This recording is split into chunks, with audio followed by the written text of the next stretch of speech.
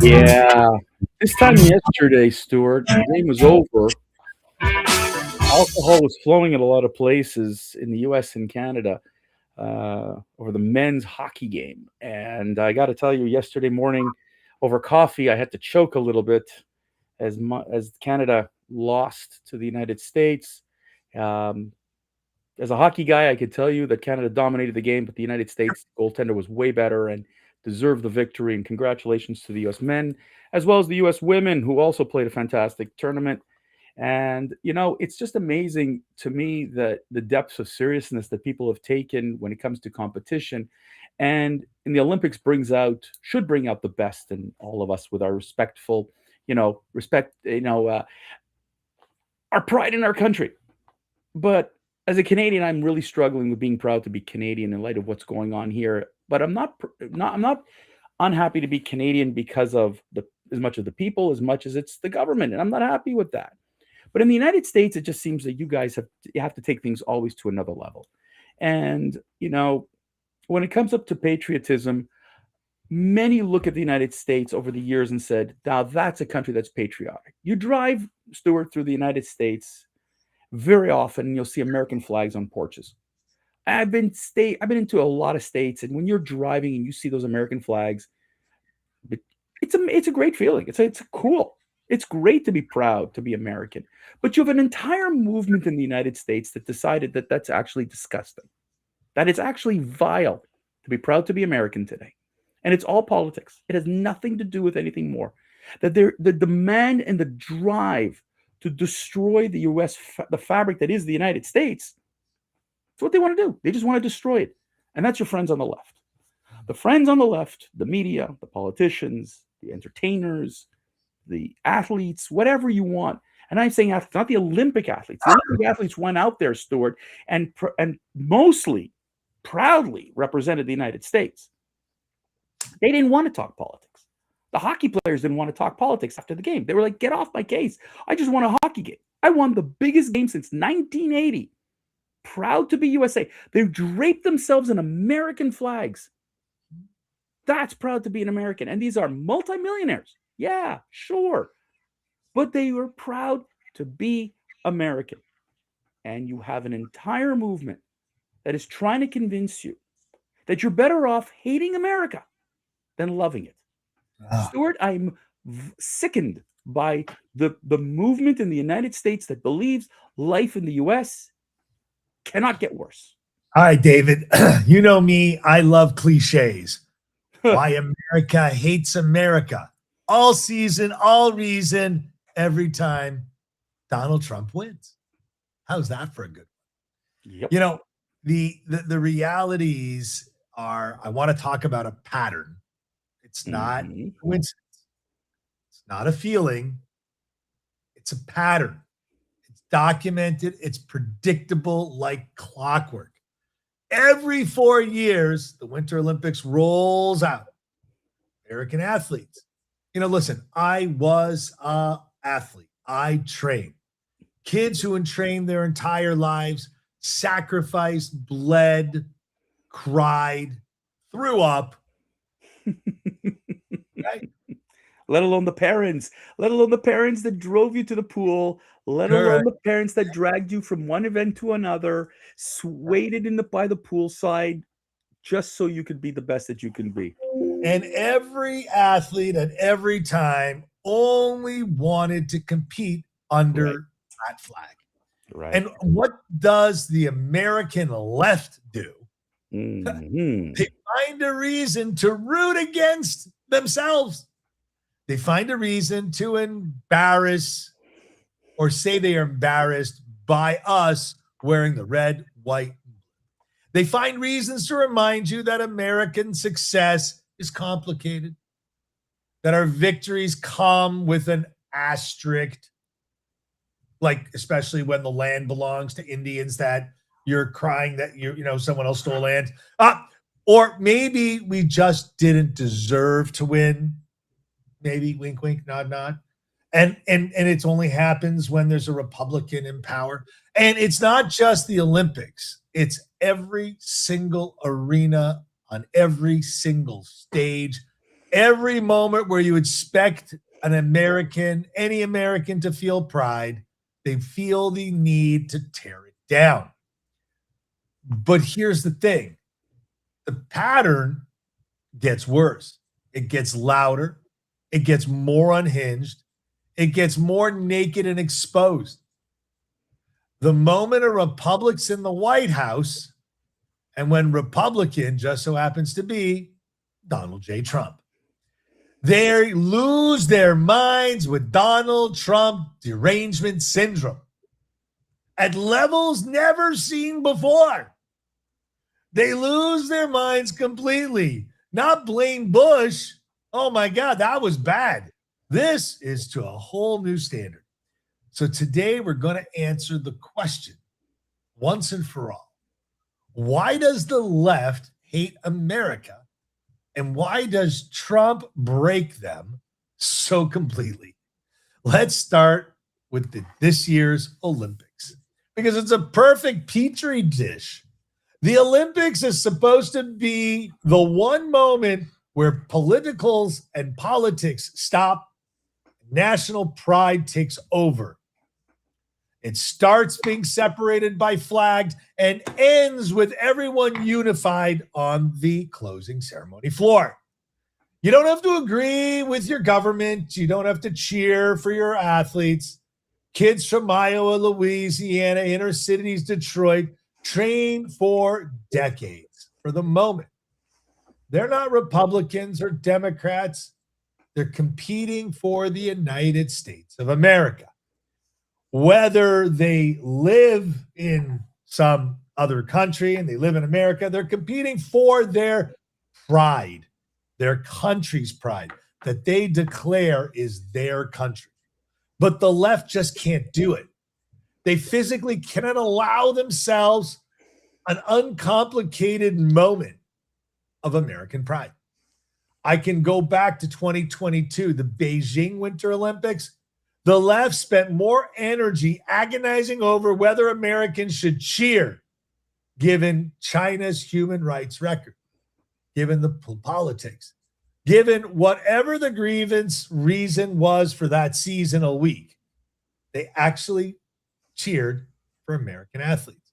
The New York Times ran a piece about the moral complexities of Olympic participation.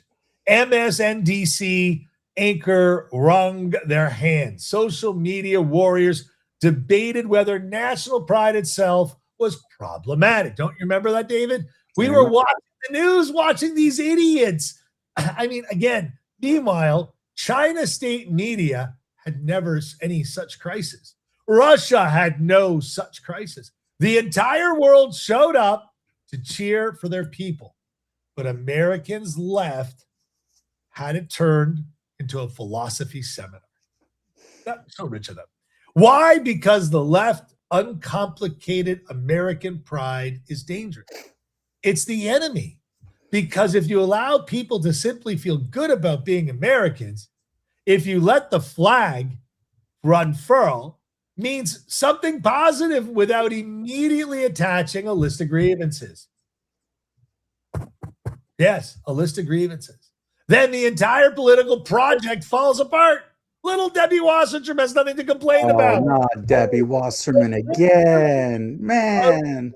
And her big, beautiful, whatever it wasn't big, beautiful bill, but you got to vote for it to see what's in it. Don't you remember these people?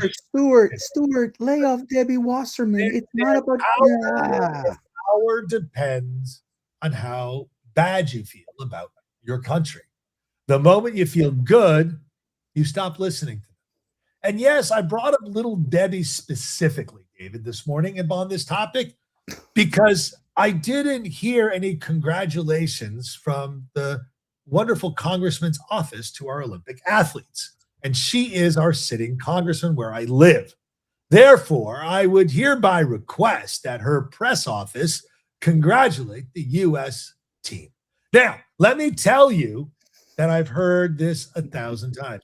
We criticize America because we love it. Holding your country accountable to the highest form of patriotism. I used to give that argument some credit. I don't anymore. You don't? No, why? Because real critics are consistent. Real critics apply the same standard on both sides of the aisle. If your criticism of America is principled, it comes from a genuine commitment to justice and fairness. Where do you apply these standards? To just certain people? Rules for me, not for thee. You supply those standards to everyone, to China, Iran, Cuba, Venezuela, or the PA, but they never don't. They never do. Oh, well, we just lost Stuart there for just a quick second. Again, that's the beauty of the internet, if you will. When we just simply do not edit this whole business. Am But I Stuart, back? you're back. So, are you done? No. Oh, please continue. Who write 5,000 word essays about American systematic racism go completely silent about the actual slave markets, like in Libya, or how the slaves actually got to America. The same people who lecture you about American imperialism celebrate Cuban and Venezuelan socialism. Even as Cubans risk their lives to escape on dinghies, right? The same people who say American is the world's greatest threat to democracy. How about China's concentration camps? Okay, Stuart, Muslim? Stuart. Yeah, no doubt. We got it. Here's the thing you're missing on. I love this, what you just did, but here's what you're missing. It's this, right now the left has no interest in America. They're interested in politics. They're interested in driving their message, only their message. Because everybody who disagrees with them is in the wrong. And that's why they're trying to bring in, that's why they have to wrap themselves up in socialism and all these other things, because this is what makes them right. Because when you expose that they're wrong, they double down. And again, Stuart, it's just the fascinating, the irony of this all. And I'm cutting you off because you're at 12 minutes. Here's the problem. I didn't even get you live in the United States. Closing. I mean, please close, Stuart. Close, Stuart. Go ahead. Right. So here is my answer to that question, David. Why do lefts hate Americans? Because they love America that doesn't exist. They hate the one that does. They love an American in their imagination, perfectly equal, perfectly progressive, led by people who think exactly like them. They hate the real America because it's messy, it's stubborn, it's faithful, it's proud, it's absolutely unwilling to be told by its coastal elite what should and shouldn't be. They hate America that cheers for the Olympics without needing permission. The America that builds business without apology. The America that goes to church or synagogue or mosque on Sunday or any Saturday or any other day of the week, says vote Republican on Tuesday, doesn't feel the need to explain itself or himself or herself to a panel of MNNDC contributors. And when Donald Trump's in office, the America that is championed, loud, unapologetic, combative, completely immune to their disapproval, it drives them absolutely insane, because you can't shame someone who's not ashamed. You can't guilt people to take trips across the country that still believe in the country itself. America still believes in itself. Now, David, conversely, let's talk about Canada. No. One second, let me finish. Because if the games would have changed and Canada, that I will openly admit, played a much better Olympic hockey game than the Americans, and that quick, uphanded, over-the-shoulder goal was just that, the nature of the game, the sport, because I believe Canada played a better. So if Canada would have won, the vitriolness that would have stemmed from the north side of the border about na na na na na na na na, it would have been repulsive. However, that's the nature of the game. And you know what? 40 years ago, Canada had the na na na na in Americans' eye, and for the first time in a very long time, United States has the win. Sorry. Well, Stuart, a little bit. Congratulations, but again, let's once again, you're missing pieces in your story. Okay, right before this game, let me talk to you about patriotism that you people may or not have heard, because I'm a sports guy. Stuart doesn't watch sports, but I do. The Americans were saying we hate Canada. The Kachuk brothers, the two brothers, were interviewed. We hate. It's a hatred to Canada. Canada keeps beating us in all the best games. It's a hatred. Okay, it's a rivalry. That's sports. Once upon a time, it was the U.S. and the Soviets. And that was why 1980 was that Miracle on Ice was a Miracle on Ice. And as Canadians, we cheered for the U.S. because you beat the powerful Soviet Red Army back in 1980. Yep. But once that changed, you needed a new rival. And Canada became, on the ice, Canada became the big rival. Nobody talks about Norway, that Norway won not only the most gold, but the most medals. Why isn't there a rivalry with Norway? Because we don't care. Americans don't care for a lot of the sports that the Norwegians dominate in. They're not hockey. They're not a powerful hockey country. They're not a powerful skating, figure skating country. America cares for what America cares for. What you're best at, you're best at. And that's what you cheer for. And that's the sports. What sports does. You cheer for what you're best at, and you cheer and you're behind and you rally behind your team. It makes no sense to me that if you're going to cheer for your local athlete, your local team, why aren't you cheering for your country? And I get what the left is trying to do. The left is trying to make a mess out of this. The left only wants what the left wants. An America that doesn't exist, an America that you said that is just not, they want to shit on everything that's wrong. Stuart, 90 countries or so went to the Olympics. The majority of those countries have a higher inflation rate than the United States. Correct. The majority of those countries have greater problems than the United States. A majority of those countries depend on the United States for much of its for survival and its economic thrive. And yet, the left decides it's not good enough. The people who walk around carrying iPhones and Starbucks coffee cups are trying to tell you that America's a shitty place, that we should stomp on the American flag and not wave it. Those same people are telling you that it's bad to live in the United States. Yeah, I get it. What happened with ICE in Minnesota? I can't agree with the way things went down there. It was ugly. But you know what? You want chaos. You don't want peace. You don't want unity. You want to destroy those that oppose you. If you would think about what USA was built upon, your grandparents, Stuart, please, you're chiming. Every time I say something, you're chiming. That means you agree with me. But when you think about what your grandparents and great parents fought for in World War I, World War II, in Korea, and then finally in Vietnam, it was about democracy. It was about your home. You could disagree about Vietnam, but World War II was about your democracy. They fought and died on beaches in Europe. They fought and so many died at Pearl Harbor because there was a group of people in the world who wanted to take away your freedom. You've lost that sight because you've had teachers who've told you that America's bad. You've had media who's told you America is bad. You've had politicians who've told you that America is bad. Those same people are prospering over your misery. Seriously.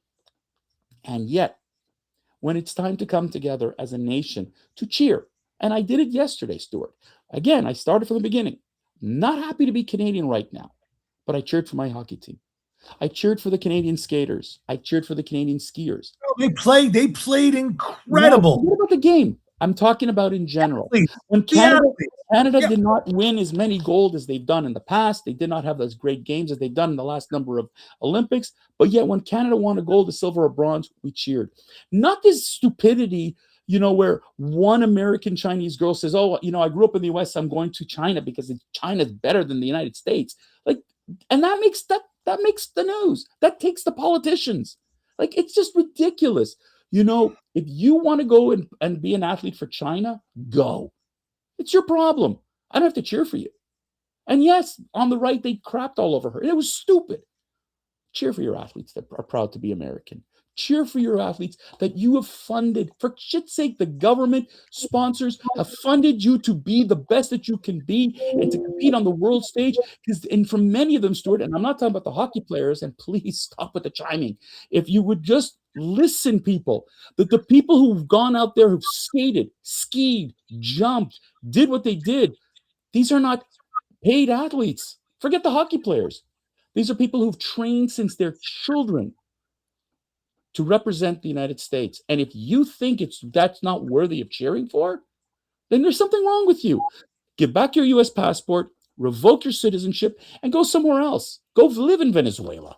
Go live in Uzbekistan. Go live in countries where you think it's better. But for God's sakes, I mean, you have the right to say to free speech. You have the right, like I said, to your Starbucks and your iPhones.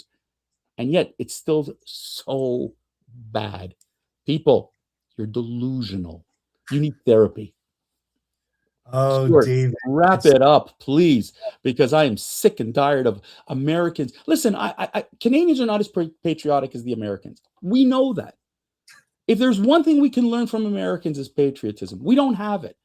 But I got to tell you, to hear the dissent by people on the left, media, to say shame on you for supporting America? Come on. It's nauseating. All right, ladies and gentlemen, that's it for another edition of the Rant Network for a Monday. Stuart and I will be back Wednesday. And he's going away. Yeah.